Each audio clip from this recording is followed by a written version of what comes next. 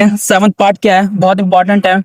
Sine theta minus में 2 sine cube theta upon में 2 cos cube theta minus में cos theta is equal to आपको tan theta proof करना है। क्या प्रूफ करना है? टेन थीटा प्रूफ करना है। तो लिखेंगे यहाँ पे टेकिंग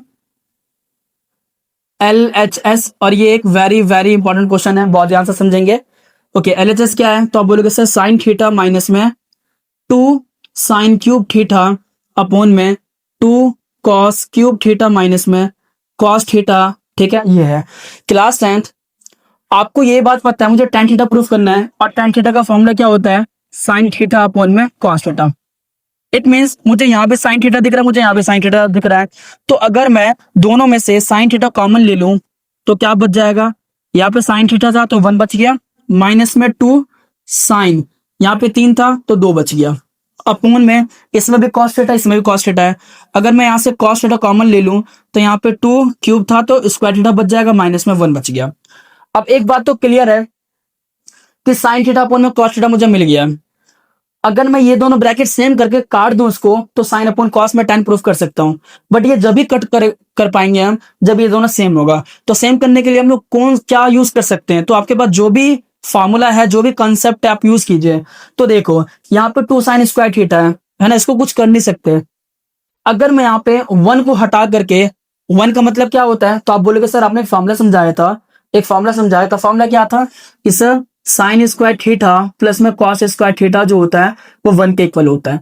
तो आइए ये फॉर्मूला इस्तेमाल करके देखते हैं।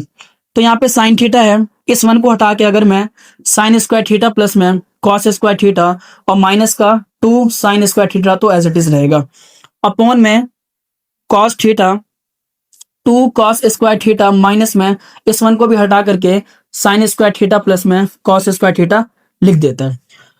तो यहाँ पे क्या हो जाएगा? तो आप बोलोगे सर साइन थीटा और साइन स्क्वायर थीटा प्लस में कॉस स्क्वायर थीटा माइनस में 2 साइन स्क्वायर थीटा बच जाएगा ऊपर, तो और नीचे क्या बच जाएगा? तो कॉस थीटा और 2 कॉस स्क्वायर थीटा। अगर मैं यहाँ पे ब्रैकेट ओपन करिए प्लस का है तो ये माइनस का हो जाएगा साइन स्क्वायर थीटा, और ये प्लस का है तो माइनस का हो जाएगा कॉस स्क्वायर थीटा। क्यों? क्योंकि ब्रैकेट के बाद माइनस का साइन है। अब आगे देखेंगे तो यहाँ पे साइन थीटा बाहर है और यहाँ पे क्या है? तो देखो साइन स्क्वायर थीटा है प्लस में कॉस स्क्वायर थीटा, तो कॉस स्क्वायर थीटा को आप एज इट इज रहने दो, ये बेटा प्लस का है और ये माइनस का है।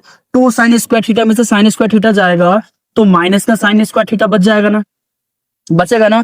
क्यों? देखो ये भी स्क्वायर है और ये भी सेम है नहीं दोनों, बट यहाँ पे 2 है यहाँ पे 1 है, तो 2 में से 1 जाएगा तो 1 ही बचेगा, बट -2 है ना, बड़ा नंबर 2 है और 2 के पास में माइनस का साइन है, इसलिए माइनस का साइन स्क्वायर बचेगा।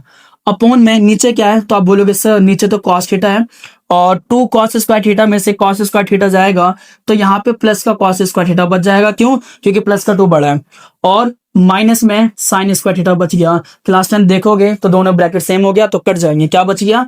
तो आप बोलोगे सर साइन थीटा अपॉन में कॉस थीटा बच गया। और sine theta upon cos theta किसका फॉर्मूला होता है? आप बोलोगे सर टेन थीटा का फॉर्मूला होता है। इस तरीके से RHS जो है वो LHS के प्रूफ हो गया, हैंस इट इज प्रूव्ड। इस तरीके से ये प्रूफ हो गया। ठीक है, तो मैं उम्मीद करता हूँ क्लास 10th आपको ट्रिग्नोमेट्रिक आइडेंटिटीज का कॉन्सेप्ट फॉर्मूला बहुत अच्छे से समझ में आया होगा, और NCERT के